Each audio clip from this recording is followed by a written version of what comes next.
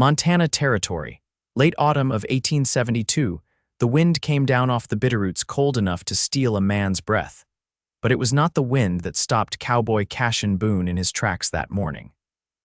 It was the sight of a woman kneeling beside a half-collapsed wagon, clutching a bundled infant to her chest, her face streaked with soot and dried tears.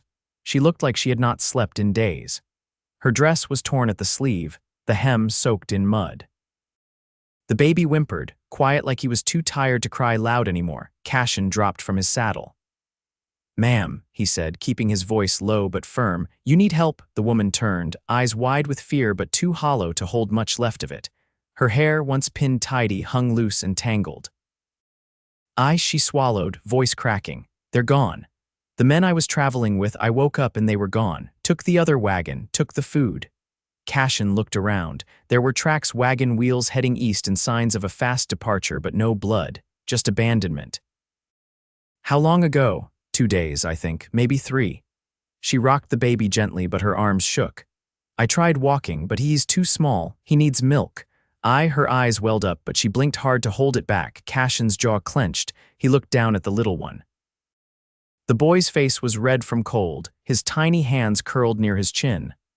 "What's his name?" "Wesley," she whispered. Cassian unhooked his canteen and handed it to her. "I've got a warm place not far, a cabin. You both come with me." The woman hesitated. "I do not know you. I'm not asking you to trust me," he said. "I'm telling you I ain't riding off and leaving you here." She looked at him like she was deciding whether to hope again. "I'm Kenzie Talbot." Cassian nodded once. "Cassian Boone." "Come on, Kenzie." He helped her up into the saddle, careful not to jostle the baby. She sat sideways, holding Wesley close. Cassian led his horse slow through the trees, his eyes scanning the woods out of habit, but his thoughts were on the girl behind him. Kenzie did not speak much on the ride. Her head bobbed with exhaustion, but she never stopped watching over her baby. The cabin sat tucked in a quiet stretch of pine a few miles off the main road. It was not big, just one room and a lean-to out back for firewood, but it was warm, dry, and safe. Cassian had built it with his own hands after riding cattle for nearly 10 years. He had not planned on sharing it, but seeing her there in the firelight, rocking that baby beside his hearth, it felt like maybe he had just been waiting. That night, Cassian heated milk and softened bread in it, feeding what Wesley could take. Kenzie watched him like she was not sure what to make of the man who had just brought her back from the edge of everything. "You live alone?" she asked quietly as she wrapped a blanket around herself. "Yeah," he said, stoking the fire. "Had a brother once. He died in the war, parents before that, so it's just me now." Kenzie looked down. "Me too." Cassian studied her from across the room. "Where were you headed?" "Anywhere that was not Kansas," she said. "My husband died last winter, fever. His brother offered to help take me west, said there was work in Idaho, but he left us instead." Cassian stood, walked over to her. She tensed for a second, then relaxed when he just crouched beside her and looked at the baby. "You're not alone anymore," he said quietly. "You hear me?" Kenzie looked at him. "Why are you doing this?" "Because you need someone," he said. "And I reckon I got room in my life for more than just my own damn shadow." She stared at him for a moment, and her lip trembled just once before she looked away. "I do not want charity." Cassian reached up and pushed a strand of hair behind her ear. "It ain't charity," she blinked, shaken by the gentleness. "You're mine now," he said, voice low. "Both of you, that's just how it is." Kenzie looked at him like she wanted to believe him but did not know how. The next morning, Cassian saddled his extra mare and hitched up his wagon. "We need food," he said, "and some proper supplies for the baby." Kenzie offered to come with, but he shook his head. "Rest, feed the boy." "I won't be long." He rode out to the small trading post near Darby and stocked up. Flour, beans, dried apples, goat's milk, blankets, a better cradle. Folks gave him looks when he asked for baby things, but he ignored them by the time he got back. The sun was dipping behind the trees. Smoke curled from the chimney. He found Kenzie outside, hanging damp clothes over a line he had not seen her put up. Wesley lay in a basket nearby, bundled and sleeping. Kenzie turned toward him, arms folded against the cold. "You came back." Cassian stepped down from the wagon.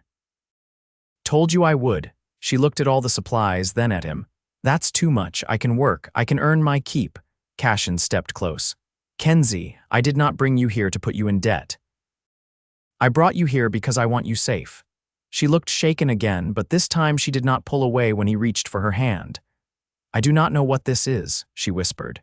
It's a beginning, he said. That night he carved Wesley a cradle from pine.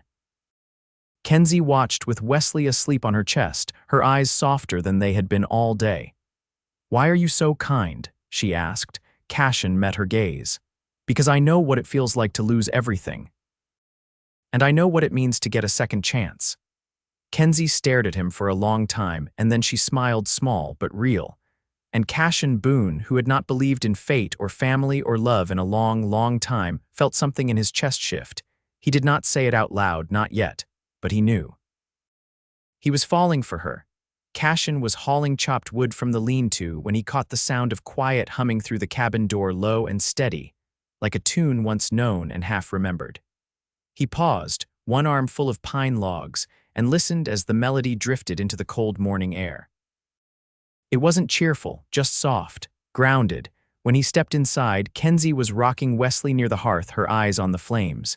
She stopped humming when she saw him, a little embarrassed, but didn't look away. Used to sing that when I was little, she said.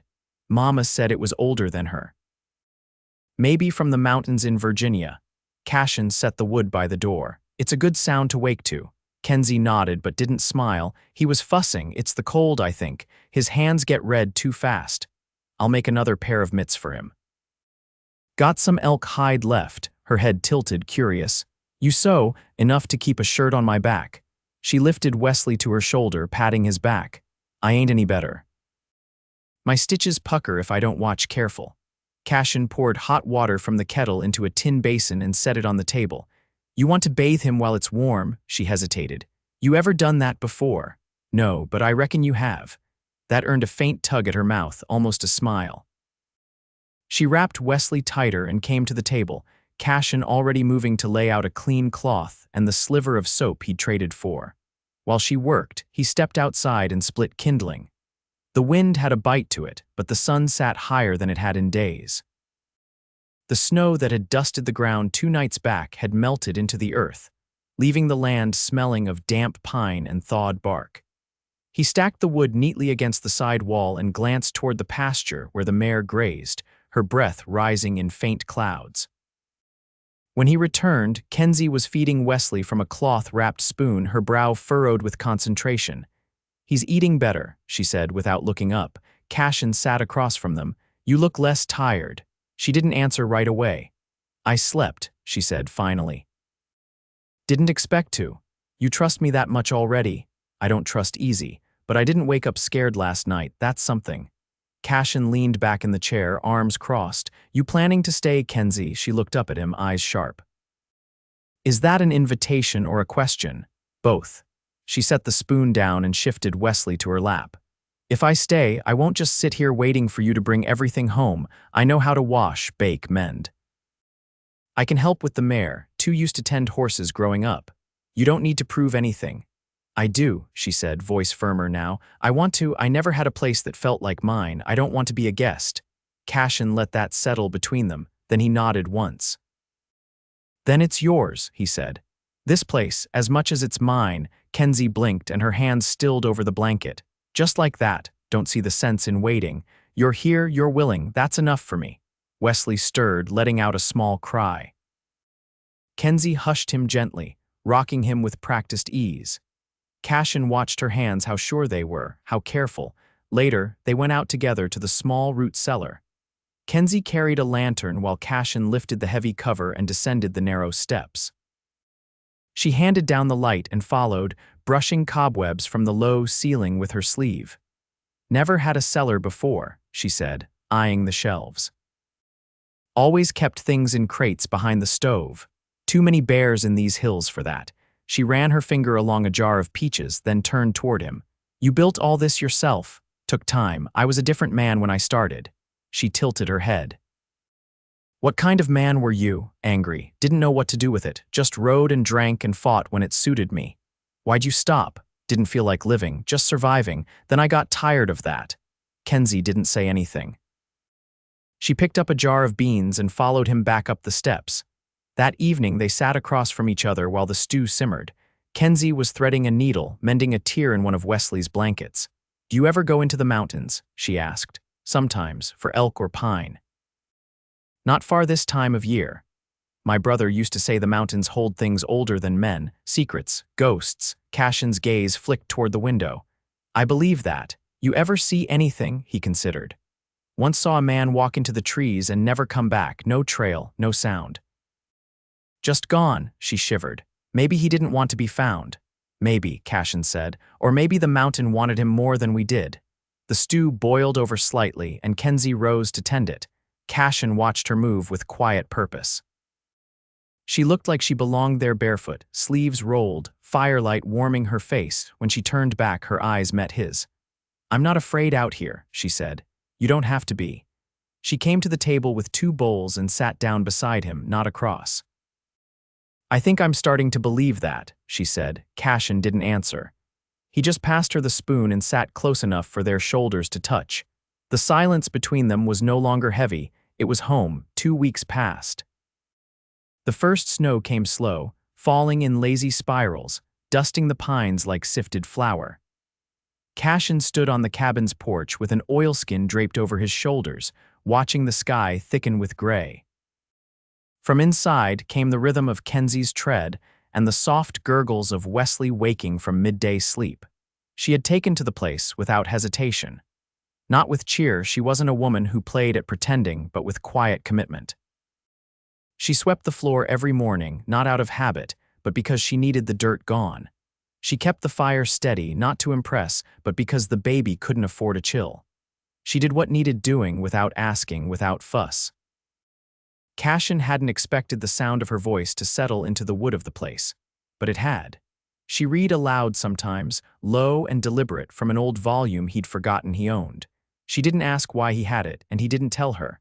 It was enough that she traced each word like it mattered. That evening, she was kneeling by the hearth with Wesley on a folded quilt, coaxing him to bat at a strip of wool tied to a stick. Cassian sat at the table, sharpening his hunting knife. "You read scripture before meals." Kenzie didn't look up. "I used to. My mother did every supper. But I stopped after my husband passed. It felt like praying into emptiness." "You want to start again?" "I'm not sure if I'd be saying the words for their sake or mine." Cassian nodded once and turned back to the blade. "Suppose either way, the words still count." She glanced over, her expression unreadable. "You believe in that." "I believe in what holds a man upright when the world tries to break him." She let that settle and then looked back at Wesley, who was now busy chewing the wool.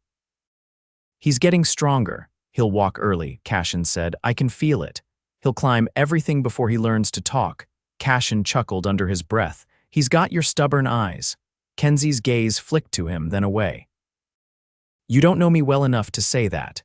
I know how you hold your ground when you're unsure. I've seen it each time you don't let on you're tired." She sat back on her heels. "That's not stubborn. That's survival.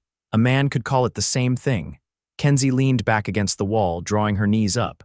"You ever think you'd live this way, quiet, tied to one place?" "No," Cassian said, "but I never thought I'd have reason to." She traced the edge of her skirt with one finger. "You still ride out some mornings. Where do you go?" "Trapping lines, checking the snares before the foxes get clever. You leave early." "I don't like being gone when he wakes." Kenzie looked up sharply. Her voice was softer than before. "He won't remember this, not the cabin, not you." "Not me. He'll remember what it feels like to be safe, even if he doesn't have the words for it." She stared at him for a long moment. Then she rose, crossed the room, and pulled the curtain closed against the snow. "You always know what to say." "No," he said. "But I say what I mean." That night, after Wesley was asleep and the fire had burned down to the thick orange of coals, she poured water into the basin to wash her hands. Cassian was repairing a cracked stirrup strap at the table, his fingers working slow through the leather. She dried her hands and lingered beside him. "Did you ever go back to where you came from?" "No," he said, "not once." "Why? There wasn't anything left worth looking at." Kenzie didn't ask more. Instead, she reached for the spare cloth and began polishing the finished strap without being told. "You don't have to help with that," he said. "I know." Her voice was quiet. "But I want to." They worked in silence for a while, the only sound the wind against the shutter. When the strap was done, Cassian set it aside and looked at her, really looked. "You're not just surviving anymore," he said. Kenzie met his gaze. "No, I'm not." He reached out then, slow and without force, and let his fingers rest on hers. She didn't pull away. "I meant what I said," he told her. "You're mine now."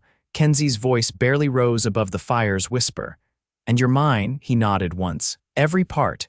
She let out a breath she'd been holding for weeks.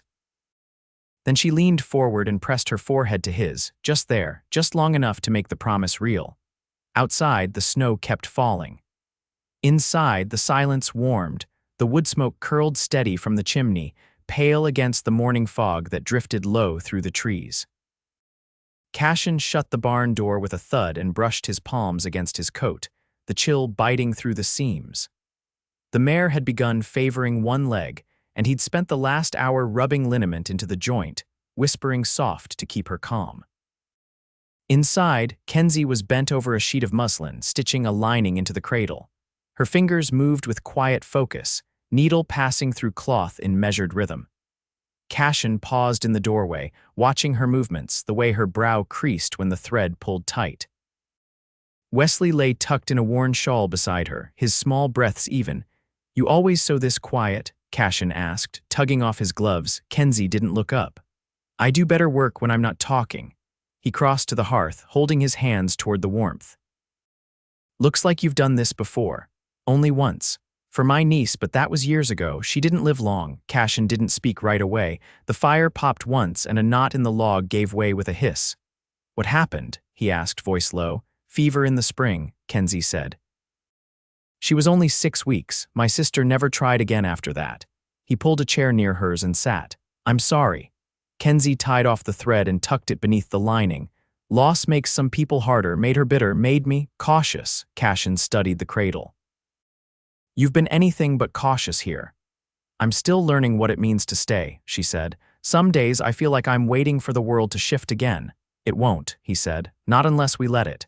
She nodded once, then stood, stretching her back. "He's due for feeding." "I'll need more milk soon. I can ride out to the Boone place east of the ridge. They keep goats. I'll trade jerky and a pair of traps." "I'll come with you," she said. "It's been days since I saw anything past the tree line." Cassian glanced at Wesley. "You'd have to carry him the whole way." "I've done harder things." He didn't argue. She was right. By midday, they had packed the saddlebag with dried venison and a coil of woven cord. Kenzie wrapped Wesley close against her chest, the shawl tucked under her coat. The wind had eased, but the cold lingered in the shadows, and the clouds hung heavy with the promise of deeper snow. They rode double, Cassian holding the reins loose, Kenzie tucked behind him. The trail east wound through lowlands where the grass had turned to frost-bleached straw. They passed a frozen creek, the surface clear enough to see trapped leaves beneath the ice. "You ever wonder what you'd be doing now if you hadn't stopped that day?" she asked, her voice just above the horse's breath.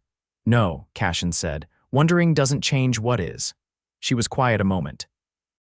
"I think about it," he glanced back. "You regret it?" "No," she said. "But sometimes I wake up not knowing where I am, just for a second, like my mind hasn't caught up with my body." "I've had that," he said. "Comes from living too long in places you don't belong." The Boone homestead came into view just past a stand of cottonwoods. Smoke coiled from 2 chimneys, and a dog barked once before falling silent. Cassian rode up slow, one hand lifted in greeting. Tom Boone, no blood relation but kin by old trail ties, stepped down from his porch with a wary eye, then cracked a grin. "Well, I'll be damned. Thought you were halfway to Idaho by now." "Not anymore," Cassian said. "Need milk. You still keeping that nanny goat with the brown flank, Old Hazel?" "She's still kicking." They struck the trade in minutes. Tom handed over 2 jars of curdled milk and a handful of dried apples for good measure. Cassian passed him the jerky and 2 well-oiled traps. Tom squinted at Kenzie, who stayed mounted. "You settling down, Boone?" Cassian looked at her, then back.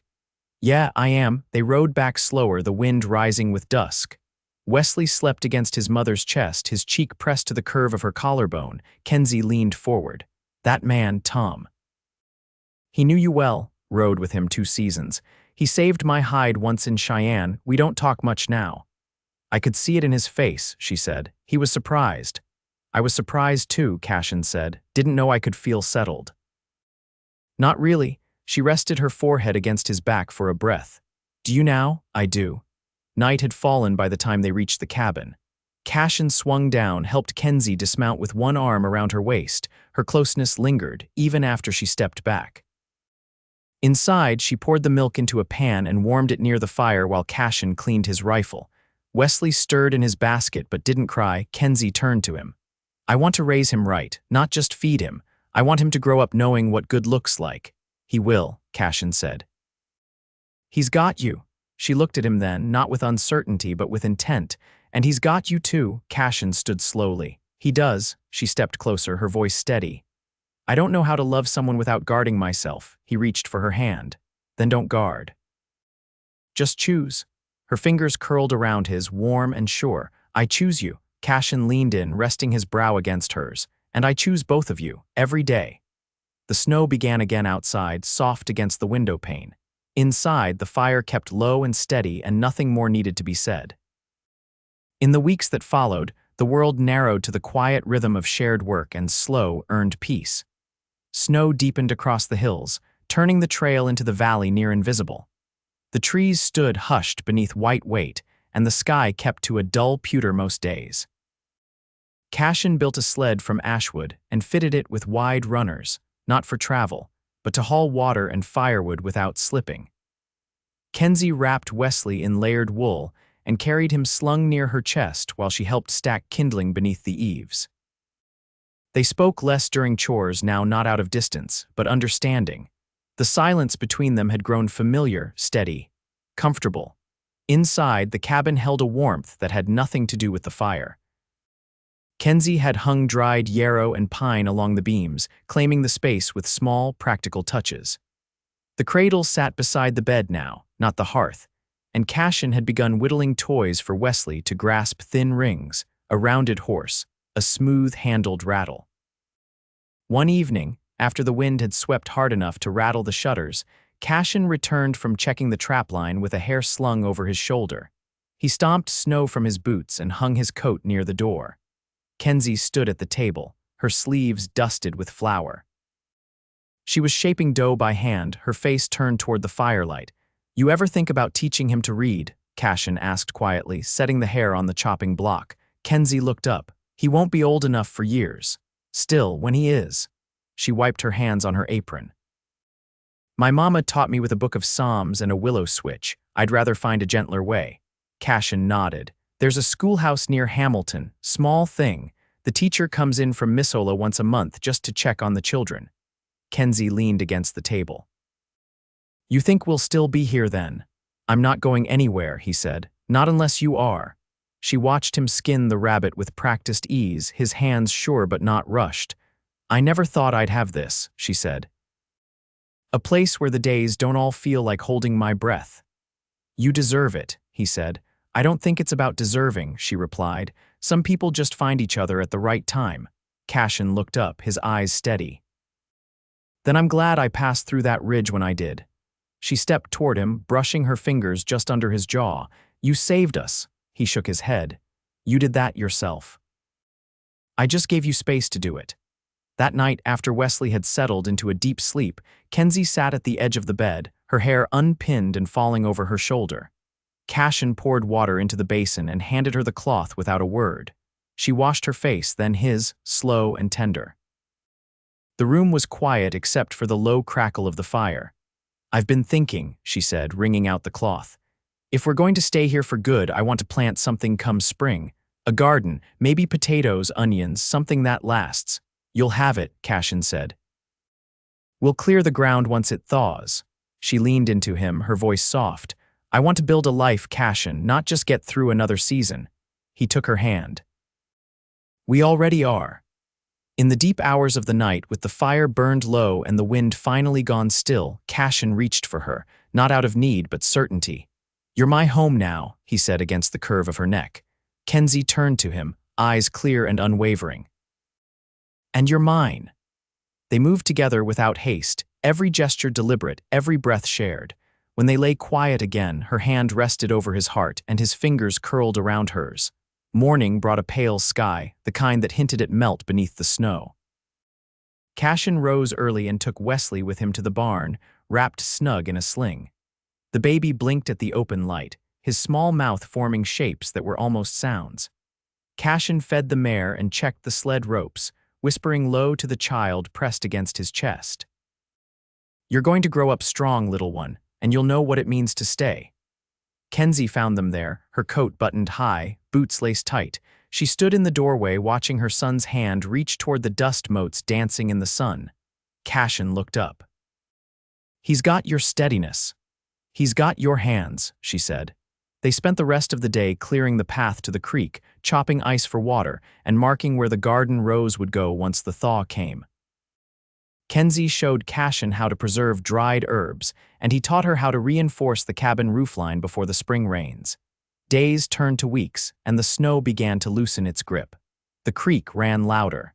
The mare's coat shed in tufts. On the first warm day of April, Cassian fashioned a ring from braided horsehair and a sliver of antler. He didn't ask, just placed it in Kenzie's palm as they stood beneath the bare-limbed cottonwoods. She closed her fingers around it, eyes shining. "I've never needed a church to know what's true," she said. "Neither have I," he replied. They said no vows, but they built a fence that week together and marked the beginning of their land. By midsummer, the garden grew thick with green. Wesley could sit up on his own, his laugh a sudden, bright thing. Kenzie spent mornings tending the rows, and afternoons reading aloud from the worn book by the window. Cassian spent his time between the hills and the homestead, always home before dusk, always with something in hand, a squirrel, a tool mended, a story from a neighbor passed on the trail. They never spoke of the past again, not because it was gone, but because it no longer held weight between them. They had survived, they had chosen each other, and in the quiet steadiness of their days, beneath the slow-turning sky of Montana Territory, Cassian Boone and Kenzie Talbot built a life that would last, together, always.